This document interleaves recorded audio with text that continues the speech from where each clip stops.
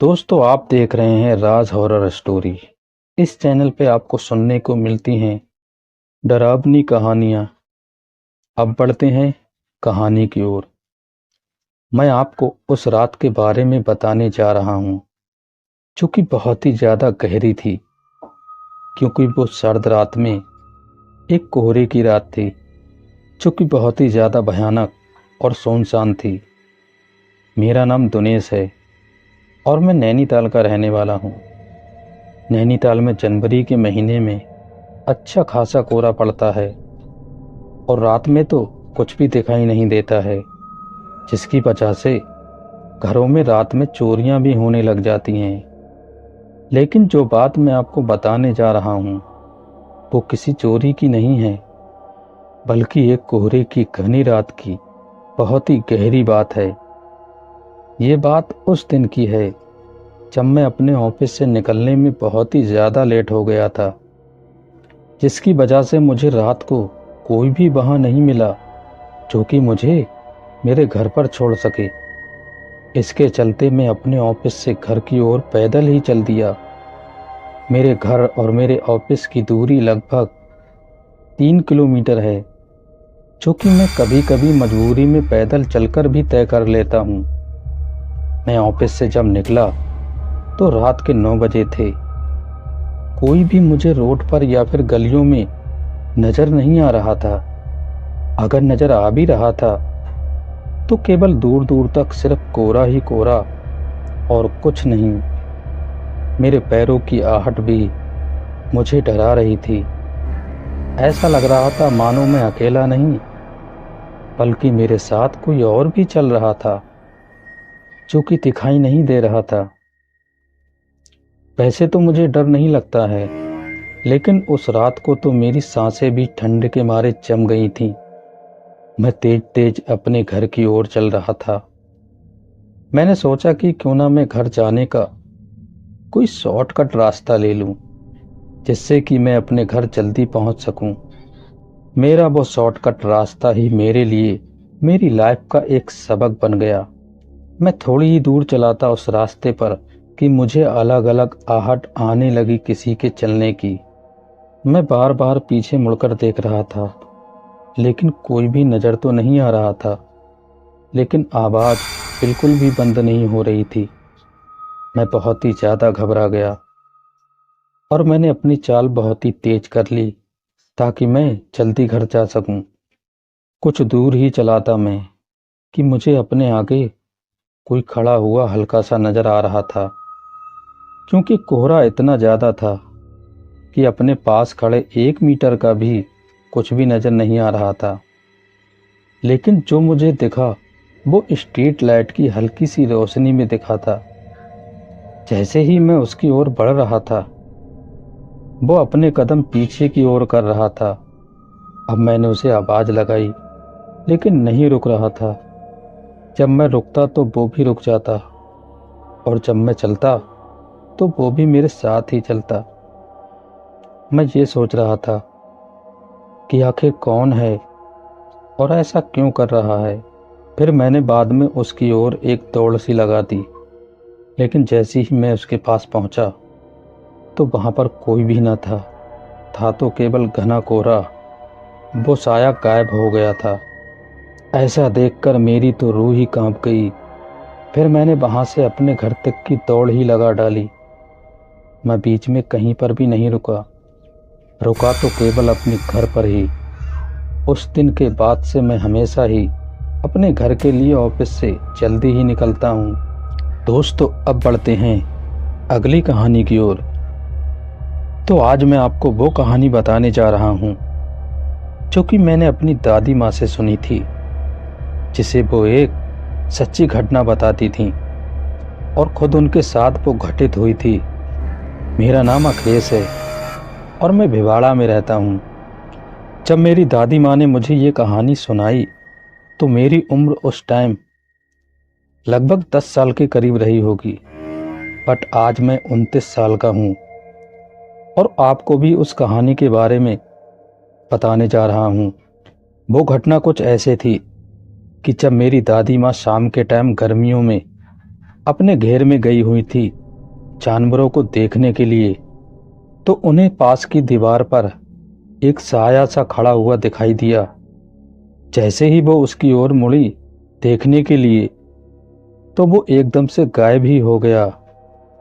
दादी ने सोचा कि शायद मेरा वहम होगा, और वो यही सोचकर वापस घर चली गई। अगली रात फिर वैसा ही हुआ। जब वो जानवरों को देखने घेर में आई, तो उन्हें इस बार वो साया दीवार पर नहीं, बल्कि घेर में पड़ी खाट पर बैठा हुआ दिखाई दिया। उन्होंने उसे आवाज लगाई, कौन है वहां? पर कोई भी नहीं बोला। दादी ने सोचा कोई मजाक कर रहा है शायद उनके साथ। वो उसके पास जैसे ही गई, तभी अचानक से वो परछाई एकदम से बड़ी होने लग गई।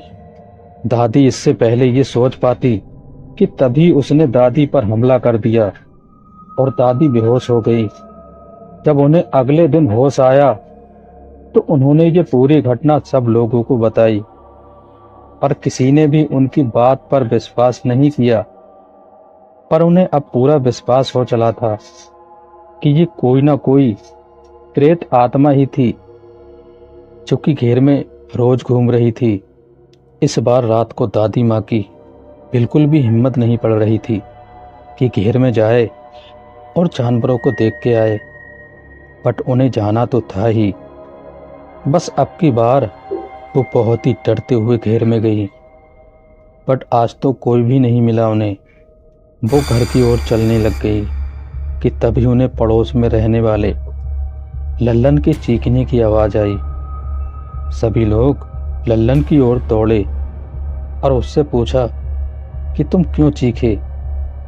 तो लल्लन ने बताया कि उसे उसके घेर में एक प्रेत आत्मा दिखी थी, जो कि बहुत ही भयानक नजर आ रही थी। उसके बहुत ही बड़े बड़े दांत थे और लंबे नाखून भी थे, जो कि वो उसकी ओर बढ़ रहा था ताकि वो उसे मार कर खा सके। लल्लन की बातें सुनकर तब सभी गांव वालों को दादी की बात पर विश्वास हुआ कि आखिर में उन्होंने जो बताया था वो भी सब सच ही था। दोस्तों, अब बढ़ते हैं अगली कहानी की ओर। दोस्तों, ये घटना राजस्थान के एक गांव की है, जिसके तालाब में एक भूत की आत्मा आज भी बसी हुई है। उस तालाब के पास आज भी जो इंसान या जानवर जाता है, वो अपनी जान से हाथ धो बैठता है। इसलिए अब कोई भी उस तालाब के पास नहीं जाता है। ये सब कैसे हुआ और वो कौन है जिसका डर आज भी तालाब में बसा हुआ है, इसके बारे में मैं आज आपको बताने जा रहा हूँ।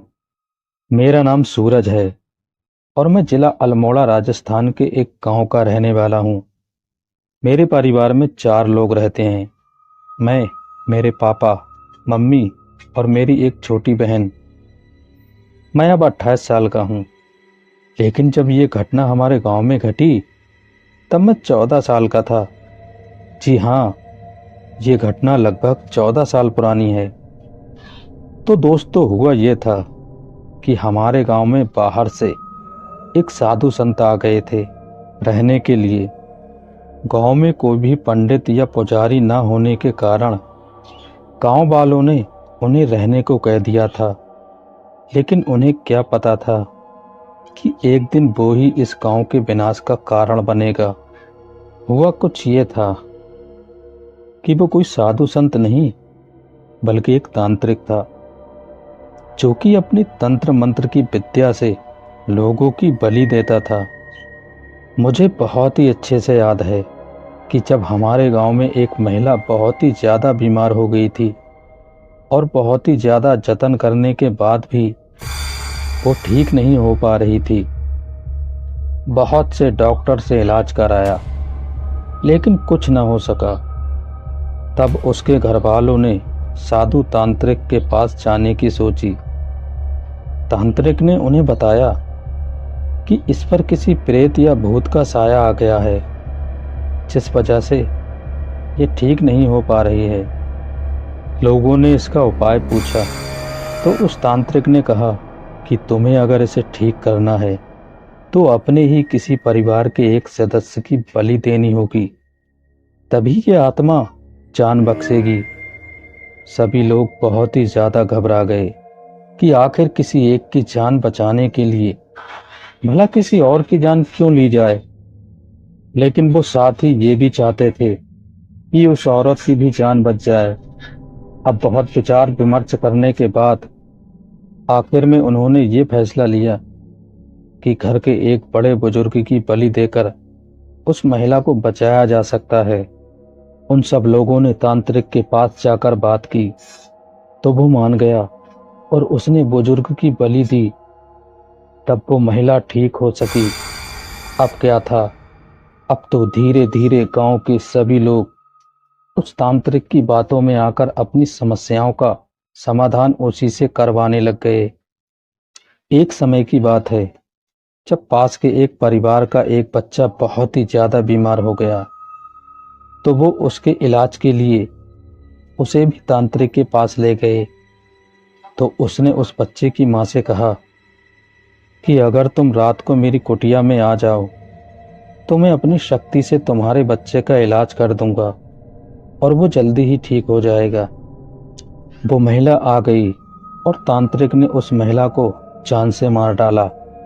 और जब गांव वालों को इसके बारे में पता चला तो सभी लोगों ने मिलकर उस तांत्रिक को मार डाला और उसे तालाब में पत्थर से बांधकर फेंक दिया। अपनी इस दर्दनाक मौत मरने के कारण वो आज भी वहीं पर भटक रही है। तभी से उस तांत्रिक की प्रेत आत्मा आज भी उस तालाब में रहती है और जो उस तालाब के पास जाता है वो अपनी मौत का बदला लेने के लिए उसे मार डालता है। तो दोस्तों, ये थी हमारी आज की कहानियाँ। उम्मीद करता हूँ आप लोगों को ज़रूर पसंद आई होंगी।